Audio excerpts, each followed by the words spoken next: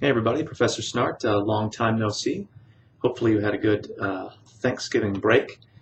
And we are back at it, almost at the end of our Brit Lit class here. In fact, the unit we're in right now, Unit 15, has us looking at the poet Derek Walcott. He's a contemporary figure still living. And it is the last author we look at. The next unit is a sort of final reflective essay sort of a thing.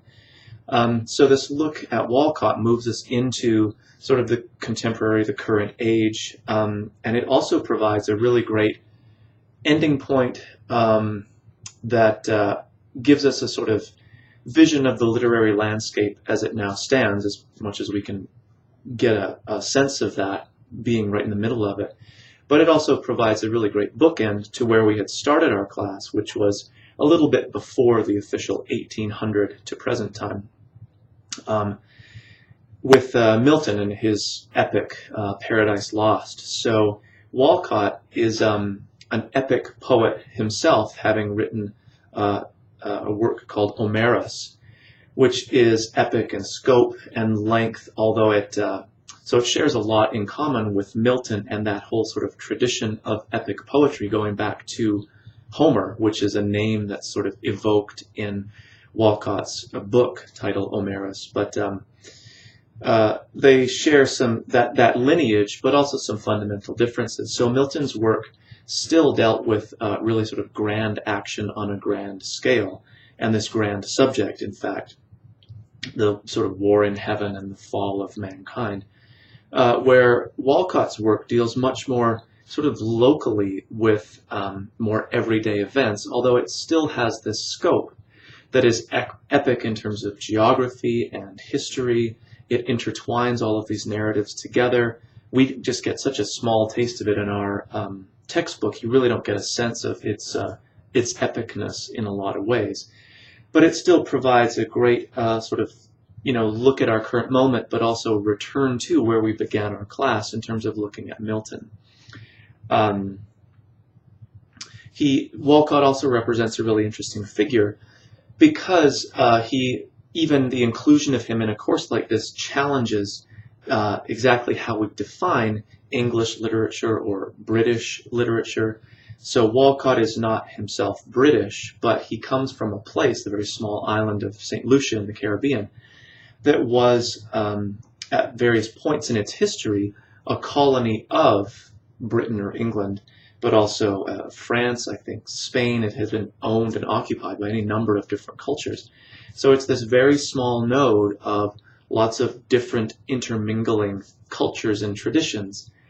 And so it represents that very kind of postmodernist condition of being kind of broken, fragmented, multifaceted, all of those kinds of things. And Walcott uses all of those potentially kind of negative, all that negative baggage of occupation and cultural usurpation and mixing and not being pure really anymore. He uses all of that in terms of how positively they can inform new ideas about the poetry, its legitimate subject matter, and all of that kind of stuff. And that's really, it shows up throughout Walcott's work, but it's really maybe most pronounced in a work like Omerus, this really epic poem, even though it deals with very day-to-day events in some way. So Walcott presents this real challenge, which is a perfect way to conclude a course like ours, because he presents this challenge to even our most fundamental notions of cultural tradition and purity, of identity, of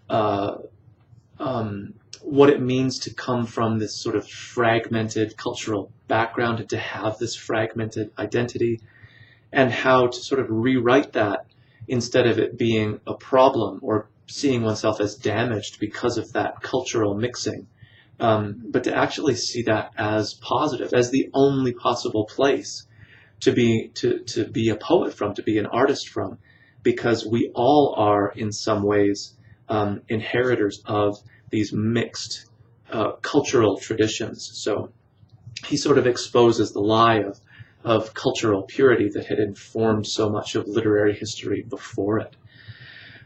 So his is, in many ways, the first epic that comes out of this fragmented, diverse Caribbean culture, just like Milton's epic was the first to be written in his native tongue, English.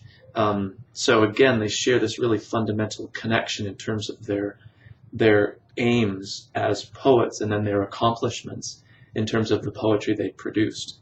A lot of the material in the unit itself that I'm just going to click myself into includes various sort of speeches and interviews and clips from things where Walcott speaks in a lot of different ways, precisely about issues of identity and fragmentation and his the sort of benefit of his immersion in traditional English literature as part of his education, but also encountering that tradition not in London, for example, but in this Caribbean island, which is like England itself, as Walcott points out, oddly historically similar to be from this small island nation, which is itself kind of emerging from this very complex history in the contemporary age, just like England itself,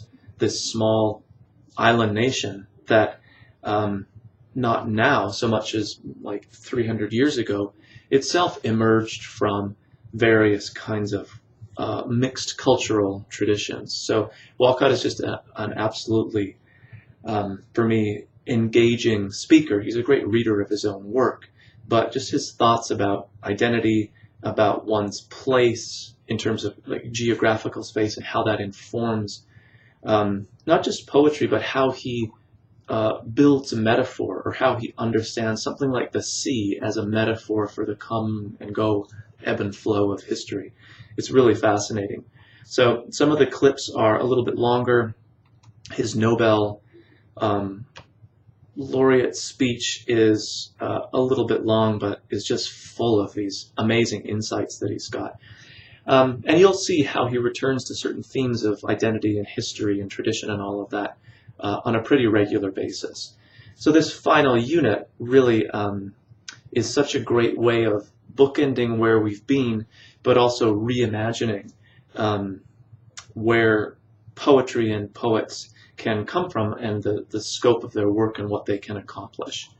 So I'll be back in touch before we get to our final unit, but we really are getting right down to the end. So if you have any questions or concerns, be sure to be in touch, and otherwise I'll talk with everybody soon.